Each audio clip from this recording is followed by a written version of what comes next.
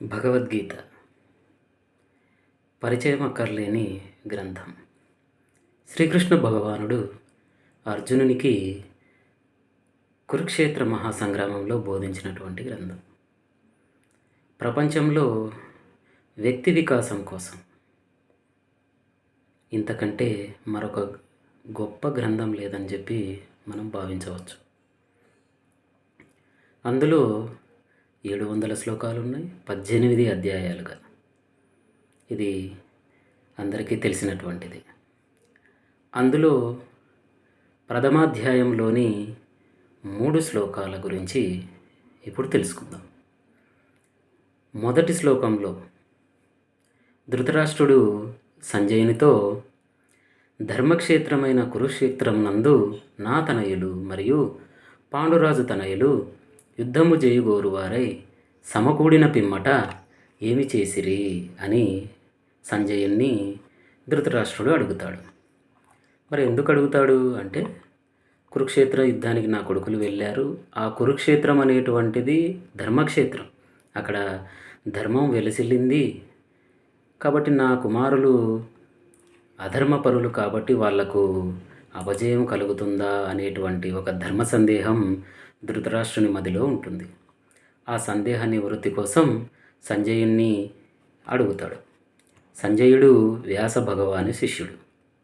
కురుక్షేత్ర సంగ్రామంలో ఏమి జరుగుతుందో ఆయన వీక్షించగలడు. ఆ వీక్షించిన దాన్ని ధృతరాష్ట్రునికి చెప్పడం కోసమే కార్యదర్శిగా నియమించబడినటువంటి వ్యక్తి.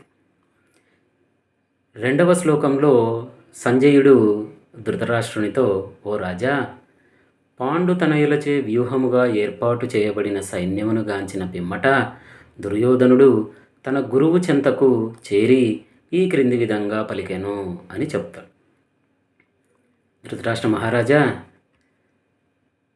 పాండుపుత్రులు అనగా పాండవులు వ్యూహంగా ఏర్పాటు చేయబడినటువంటి సైన్యము చూసి దుర్యోధనుడు వెంటనే తన గురువు చెంతకు చేరెను అని చెప్తాడు.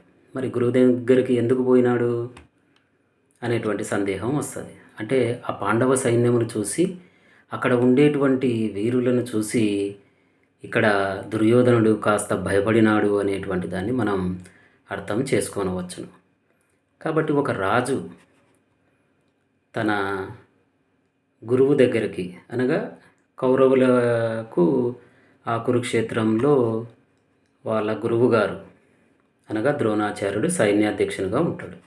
కాబట్టి ఒక సైన్యాధ్యక్షుని దగ్గరికి రాజు అక్కడికి వెళ్ళడం వల్ల దుర్యోధనుడు ఒక గొప్ప రాజకీయవేత్తలాగా ప్రవర్తించినాడు అని చెప్పి మనం భావించవచ్చు.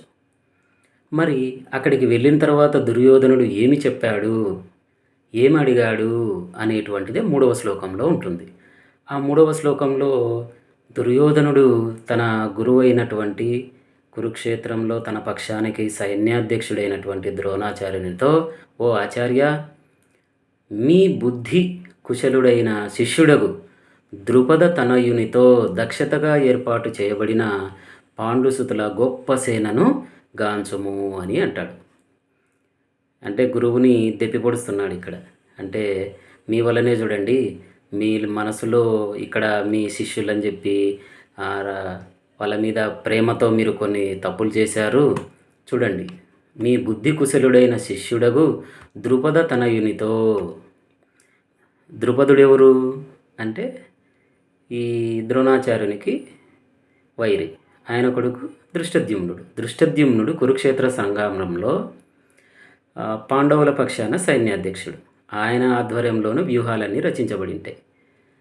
ఆయనకు విద్య నేర్పింది ఈ ద్రోణాచార్యుడే కదా. అందుకు మీ శిష్యుడు అని చెప్తున్నాడు.